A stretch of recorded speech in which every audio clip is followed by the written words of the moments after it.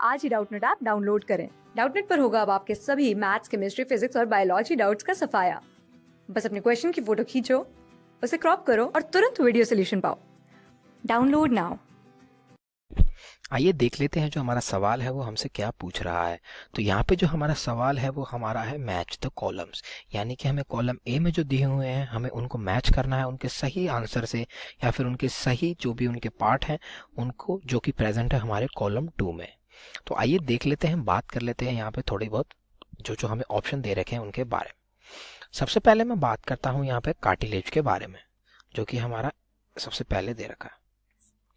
अगर मैं बात कर रहा हूँ कार्टिलेज के बारे में, तो जो हमारा कार्टिलेज होता है ये एक स्मूथ इलास्टिक टिश्यू होता है, जो कि हमें हमारी लॉन्ग बोन्स होती है उनकी एंड्स पे पाया जाता है, ताकि जो हमारी लॉन्ग बोन्स हैं उनको ये प्रोटेक्शन दे सके, और जो मैकेनिकल स्ट्रेंथ होती है या फिर मैकेनिकल जर्क आता है जब हमारी बोन्स में, तो उसको ये एब्जॉर्ब कर सके और प्रोटेक्ट कर सके हमारी बोन्स को, ताकि उनके बीच में फ्रिक्शन ना हो ड्यूरिंग मूवमेंट।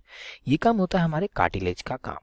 तो आइए बात कर लेते हैं कार्टिलेज के थोड़े बहुत कंपोनेंट्स के बारे में कि इसके अंदर क्या क्या कंपोनेंट्स प्रेजेंट होते हैं। बात करूं कार्टिलेज के बारे में, तो जो इसके अंदर सेल्स होते हैं, जिनको कार्टिलेज सेल्स बोलते हैं, उनको बोलते हैं हम कॉन्ड्रोसाइट्स। तो जो कॉन्ड्रोसाइट्स वो तो होते हैं इसकी बेसिक यूनिट। बात कर लेता हूँ यहाँ पे कॉन्ड्रोब्लास्ट के बारे में।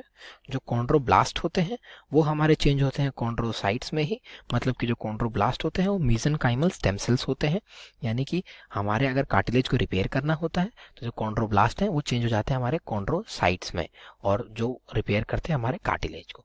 साथ ही साथ इनके अंदर प्रेजेंट होते हैं हमारे कॉन्ड्रोक्लास्ट। कॉन्ड्रोक्लास्ट क्या होता है, जो भी हमारे कॉन्ड्रोसाइट्स यानी कि जो हमारे सेल्स हैं जो भी डैमेज हो जाते हैं वो हमारे जो खत्म किए जाते हैं वो कॉन्ड्रोक्लास्ट का ही काम होता है। बात करूं एक और यहाँ पे कार्टिलेज के कंपोनेंट के बारे में, वो होता है पेरिकॉन्ड्रियम।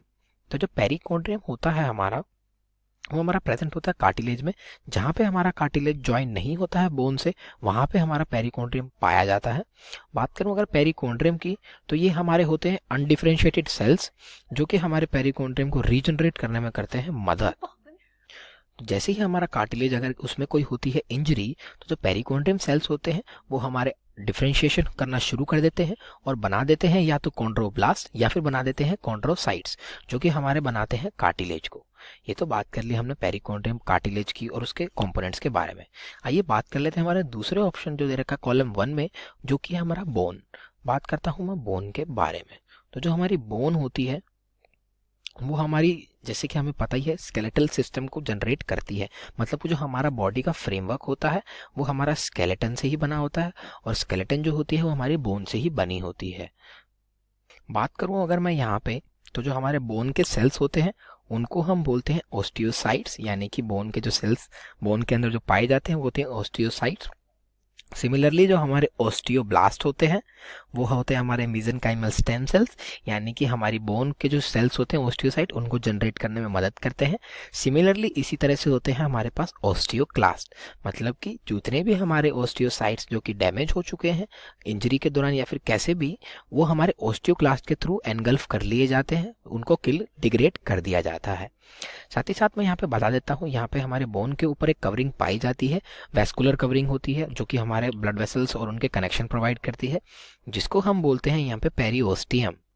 यस, ये जो हमारी कवरिंग है ये एक तो प्रोटेक्ट भी करती है, साथ में एक वेस्कुलर कनेक्शन भी बनाती है हमारी बोन्स का ब्लड वेसल्स के साथ में। तो ये तो हमने बात कर ली हमारे बोन्स के बारे में। आइए बात कर लेते हैं हमारे ऑप्शन सी के बारे में, जो हमें दिया हुआ है कॉलम 1 के पास, वो है मसल फाइबर। बात करूं अगर मैं मसल फाइबर के बारे में, तो जो मसल फाइबर की बेसिक यूनिट होती है वो होती है हमारी सार्कोमियर्स। जो हमारे सार्कोमियर्स होते हैं उनसे मिलके बनती है हमारी मसल फाइबर्स। तो हमें जो बात करनी रहेगी वो करनी रहेगी हमारी सार्कोमियर्स की। बता दूं जो सार्कोमियर्स होते हैं उसके अंदर प्रेजेंट होते हैं हमारे एक्टिन और मायोसिन प्रोटीन। ये हमारे थिन और थिक फिलामेंट्स होते हैं जो कि मदद करते हैं हमारी मसल्स को कॉन्ट्रैक्ट या एक्सपैंड करने में।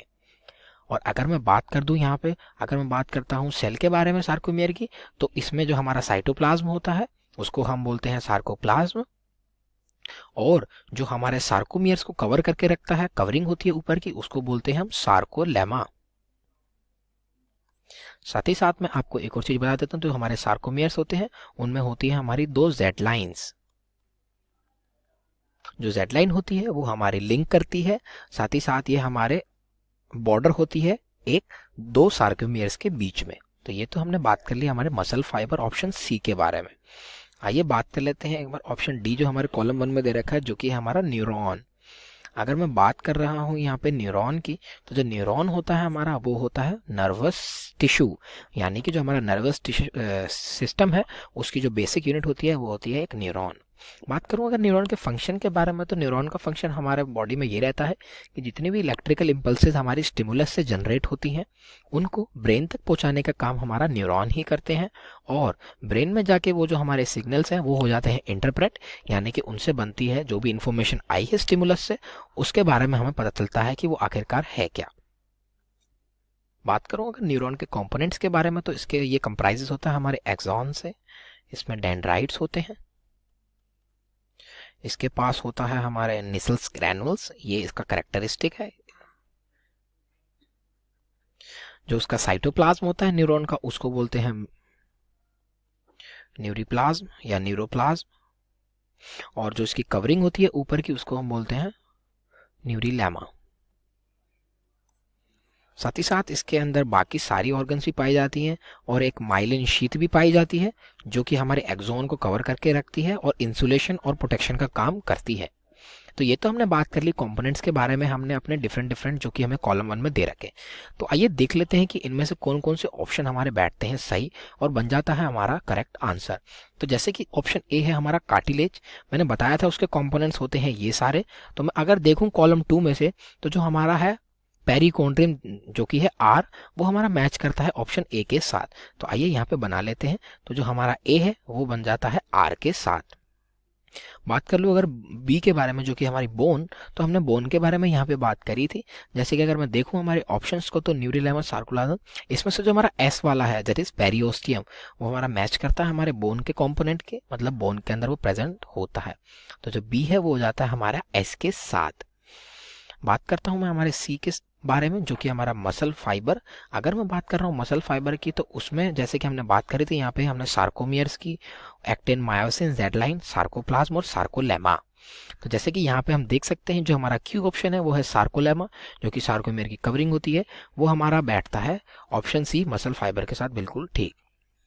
बात करूं अगर मैं डी न्यूरॉन के बारे में, तो वो हमारा मैच करता है ऑप्शन पी के साथ जो कि कहता है न्यूरीलेमा, जो कि एक न्यूरॉन की कवरिंग होती है। तो जो हमारा डी है वो बैठा पी के साथ। तो हमको ये सीक्वेंस देखनी है कि किसके अंदर होती है। तो अगर मैं इस सीक्वेंस को देखता हूं, तो ये हमारी जो सीक्वेंस पाई जाती है ये हमारी है ऑप्शन ए में। तो जो हमारा सही ऑप्शन है वो जाता है option A. Thank you. Class 6 से 12 से लेके नीट, IIT, JEE मेंस और एडवांस के लेवल तक 10 मिलियन से ज्यादा स्टूडेंट्स का भरोसा। आज ही डाउनलोड करें डाउटनेट ऐप या व्हाट्सएप कीजिए अपने डाउट्स 8400 400 400 पर।